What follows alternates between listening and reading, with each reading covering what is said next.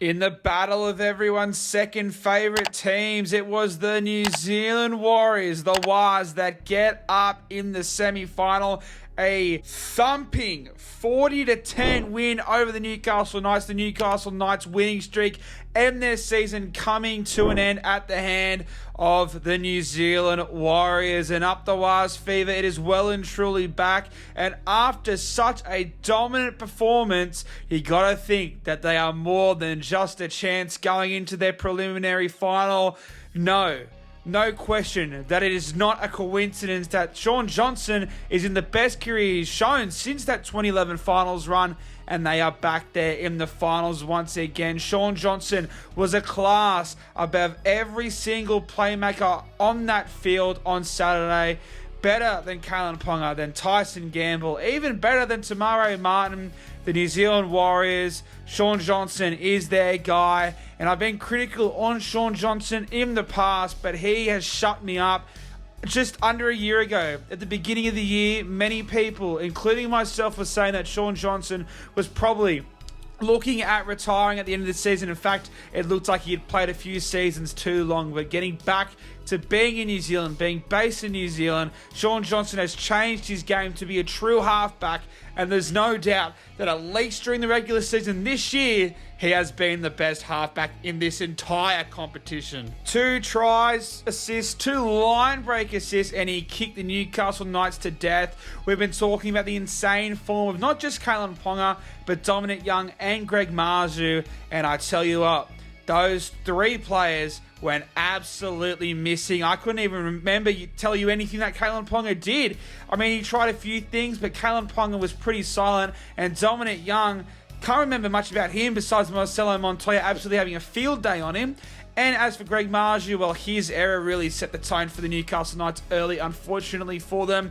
The Warriors forward pack, as much as I've just sat here in the first 2 minutes talked about how good Shaun Johnson is, that Warriors forward pack was so dominant. Newcastle just couldn't live up to it. They've been pretty good, their forwards, for the past 10 games. I mean, obviously, they've just gone on one of the great winning streaks all time. But Anfanor Blake, he was outstanding. But Tohu Harris, 228 metres, 80 minutes, a bunch of post-contact meters, and a bunch of tackles as well. I tell you what, when I talked about Victor Radley being behind some of the locks in the game, one person I forgot to mention is Tohu Harris. And honestly, it's between him, Yeo, and Carrigan for lock of the year. I'd have him above Murray because what he has meant to this Warriors forward pack has been truly incredible. And it shows, you know. You don't have to have a small ball playing 13. As long as you've got a number 13 who can ball play, you know, up there with at least one of the best ball players in the comp.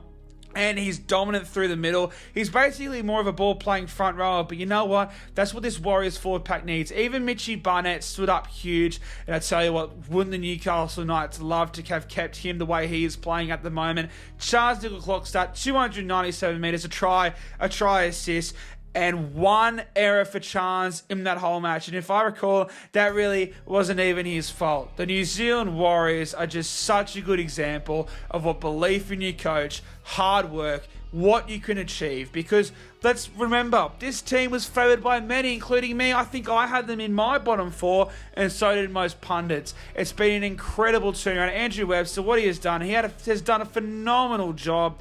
The disappointing players, well, look, you can't look to any Warriors. If I had to pick one, it'd have to be Tyson Gamble and Adam Clune. You can give some, leeway to Adam Clune, but the way he's played, I thought he'd stand up in this big game. But unfortunately, I can't remember him doing a single good thing out there on that field. And Tyson Gamble, he really failed to deliver as the main half for the Newcastle Knights, as well as their forward pack. Kalyn Ponga, Tyson Gamble, they're going to cop it because they were very quiet tonight. And as your playmaker, you do tend to a lot. I mean, look at Cleary during Origin when they lose. He cops it a bunch.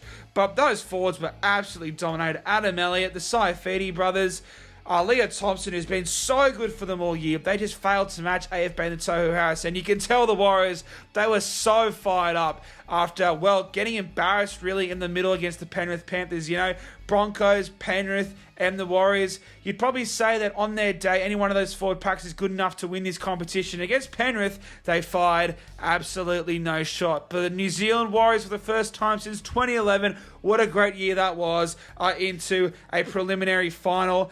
And at least, I know the Broncos have been as good, if not better than Penrith, but at least they get to go to Suncorp and take on the Brisbane Broncos. Because as much as they've been proving it wrong all season, people are still going to sit there and question if this Brisbane Broncos side can do it. And while I think they can win, I definitely give the New Zealand Warriors more of a chance than I would the Melbourne Storm against the Penrith Panthers. But ladies and gentlemen, do you think the New Zealand Warriors can upset the Broncos? Well, we'll talk about it later in the week, but just right now, give me a vibe. What's the vibe saying? Tell me in the comment section. Smash that like button, subscribe if you haven't already, and it's time for bed. I'll see you in the next one.